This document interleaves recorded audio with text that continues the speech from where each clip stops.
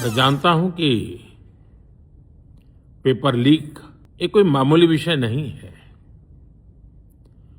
लाखों विद्यार्थी और उनके अभिभावकों के लिए बहुत ही पीड़ादायक है। पेपर लीक घटना से अब तक पिछले 2.5 महीनों में अनेक विध कदम उठाए गए, गुनहगारों को पकड़ा गया है, वे जेल में पड़े हैं। हमारा सबसे महत्वपूर्ण जिम्मा था कि विद्यार्थियों का 1 वर्ष बर्बाद न हो। तत्काल परीक्षाएं लेना बहुत जरूरी था। सरकार ने अभी पूरी शक्ति का उपयोग करके कम से कम समय में 22 लाख जितने विद्यार्थियों के एग्जाम हो जाएं, इसका प्रबंध किया। और अभी 5-6 दिन पहले 19 तारीख को रिजल्ट भी आ गया और देश भर में उत्तीर्ण हो गए विद्यार्थियों की खुशियों की खबरें भी आ रही हैं। लेकिन हम वहां पर संतोष मानने वाले लोगों में से नहीं है और इसलिए मैंने आज फास्ट ट्रैक कोर्ट के लिए विभागों को निर्देश दिए थे। आज विभागों ने लगातार मेहनत करके देर रात मुझे मुसद्दा भी दे दिया।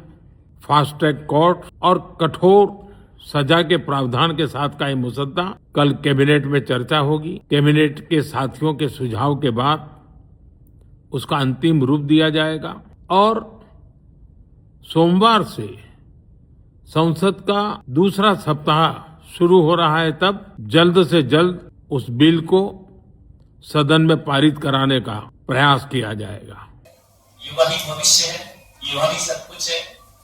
यदि समय रहते हमने इस युवा को सही दिशा न दी तो इनका भविष्य और हमारा बुढ़ापा बिगड़ जाएगा। इसलिए युवाओं को सही दिशा देने की जरूरत है। रही बात जो दिल्ली में हो रहा है, क्या डिमांड है? डिमांड मुझे लगता है उतनी मजबूत नहीं है, लेकिन हाँ ये जरूर है कि युवाओं के साथ जो बर्बरता हो रही वो अच्छा नहीं है। जिस तरह से लोकतंत्र का ह्रास हो रहा है, नाश हो रहा है, अपनी बात कह नहीं पा रहे हैं युवा। लेकिन मैं इससे जरूर कहूंगा कि किसी का इस्तीफा लेने से स्थिति नहीं बदलती है।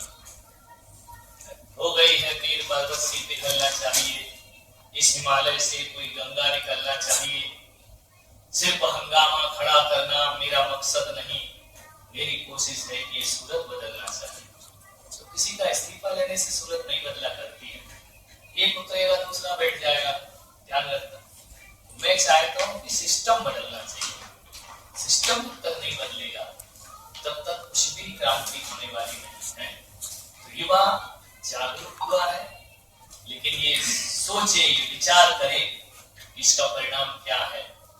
और जिस तरह की डिमांड है, इस्तीफा को लेकर इतना बड़ा बवंडर मचाया जा रहा है, ये कोई समाधान नहीं हुआ करता। युवा कर रहा है जोर से, लेकिन स्थिति कैसे बदले? आज एक पेपर लीक होता है तो जो बच्चे पढ़ते हैं, मेहनत करते हैं, परिश्रम करते हैं, सपने देखते हैं, ख्वाब देखते हैं, कितनी मेहनत से रात रात पढ़ करके बच्चा परीक्षा देने जाता है और लास्ट में भी ऐसा हो जाए तो निश्चित है कि युवाओं में उबाल आएगा, एक जोश आएगा। तो सिस्टम गड़बड़ है, ना युवा गड़बड़